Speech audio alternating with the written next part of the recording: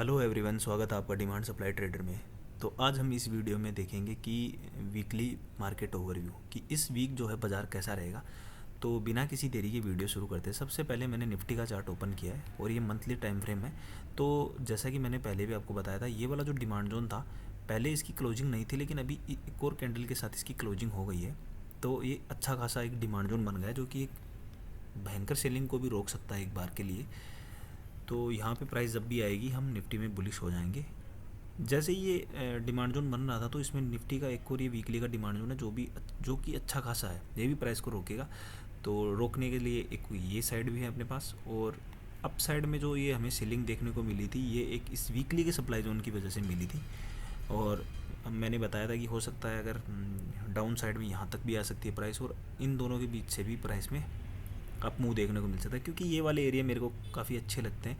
इन area में क्या होता है, जब कैंडल ओपन होके हाई लगाती है और फिर क्लोज होती है यहाँ, और नेक्स्ट कैंडल दूसरी कैंडल पहली कैंडल से डाउन साइड में ओपन होती है और नीचे लो लगाती है, मतलब इसके बीच में मैं छोटे टाइम फ्रेम पे कुछ ना कुछ एरिया मिलता है, और उस एरिया में मैं काफ़ी इंटरेस्टेड रहता हूँ। जैसे ये है, अब जैसे इसमें आई और प्राइस में अप मूव देखने को मिला, जैसा कि हमने मार्क कर रखा था एक डेली सप्लाई जोन, जिसमें प्राइस गई, उसने रिएक्ट किया डाउन साइड में, और इतना ग्रेट सप्लाई जोन नहीं था, तो ये ब्रीच हो गया।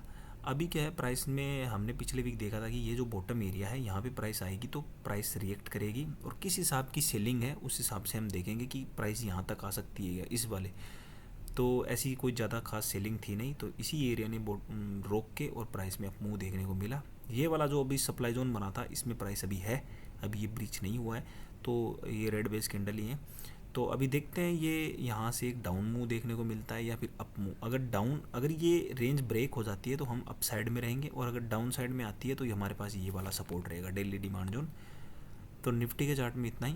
बाकी देखते हैं निफ्टी एनर्जी पे सीधा मैं डेली टाइम फ्रेम ओपन कर रहा हूँ।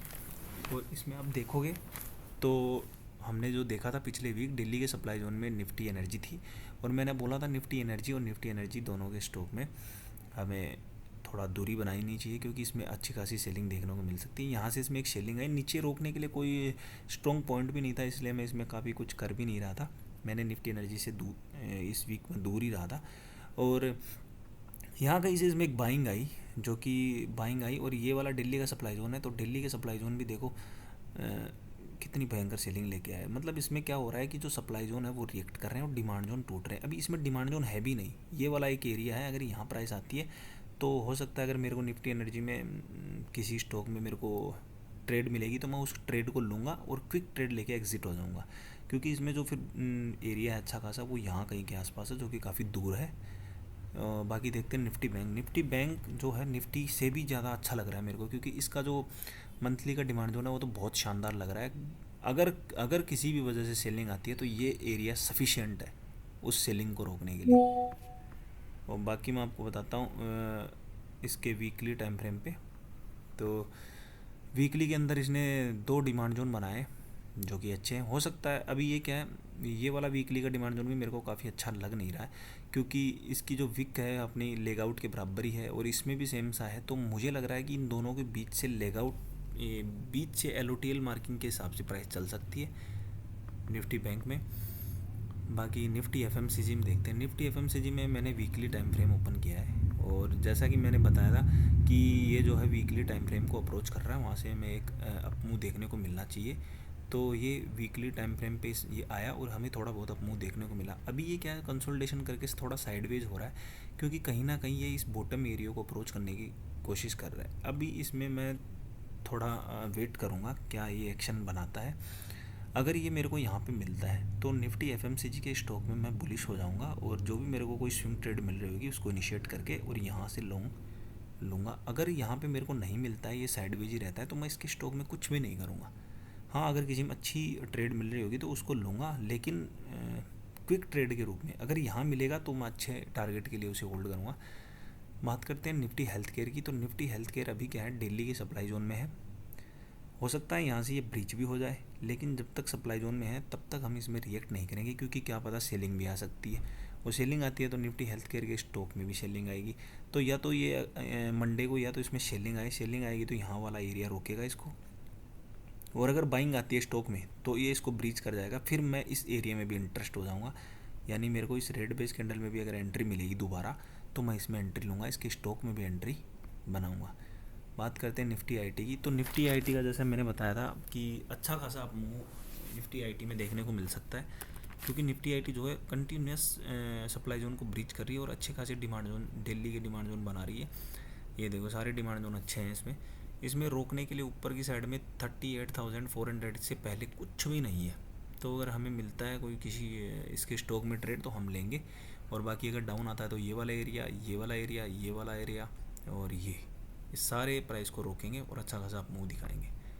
इसके बाद हमने देखा था निफ्टी मीडिया। निफ्टी मीडिया के अंदर जो प्राइस थी वो मंथली के डिमांड जोन में थी। मैंने कहा था कि हो सकता है कि जो प्राइस है लगातार डाउन आ रही है, कंसोलिडेट कर रही है, तो हो सकता है इस वाले जो कि मिसिंग था, वीक टू वीक तो ये टेस्टेड है लेकिन बॉडी से मिसिंग था, इस एरिया को अप्रोच करे तो हम निफ्टी मीडिया से भी इस वीक दूर रहेंगे, ऐसा मैंने कहा था। और मैं बिल्कुल दूर था, मैंने कोई ट्रेड नहीं करी निफ्टी मीडिया में, क्योंकि ये देखो सारे सप्लाई जोन बनाती हुई प्राइस नीचे आ रही है।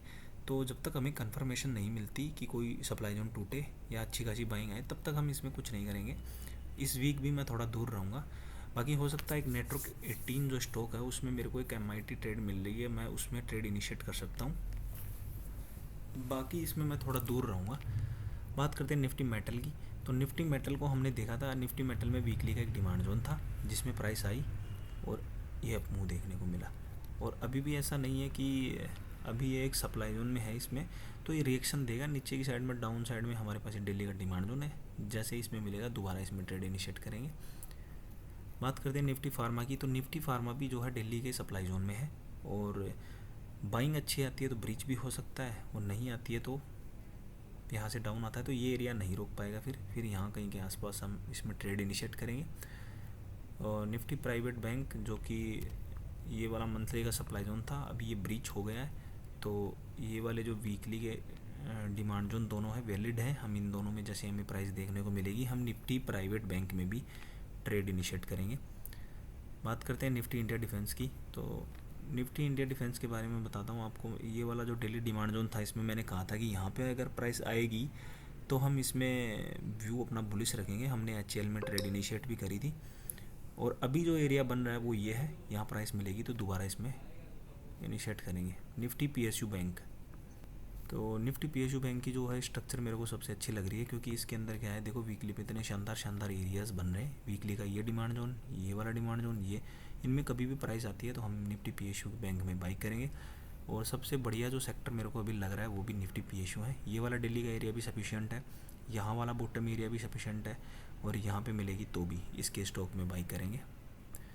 निफ्टी रियल्टी, जो कि हम देख रहे थे कि निफ्टी रियल्टी मंथली के एक सप्लाई जोन में गई थी, वहाँ से हमें ये वाला डाउन मूव देखने को मिला। ये मंथली का एक काइंड ऑफ डिमांड जोन है, तो इसमें भी प्राइस आएगी तो हम ये देखो यहाँ पे प्राइस आई और अप मूव देखने को मिला। अभी हमारे पास रोकने के लिए एक ये एरिया है, और या फिर यहाँ से कोई अच्छा, अभी वीकली वाले में इसलिए इंडेक्स में तो हम ले सकते हैं, लेकिन स्टॉक्स में क्या है नहीं ले पाएंगे, क्योंकि मंथली के सप्लाई जोन से प्राइस आ रही है, तो मंथली का ही डिमांड जोन हमें चाहिए होता है, तो आप देख सकते हो।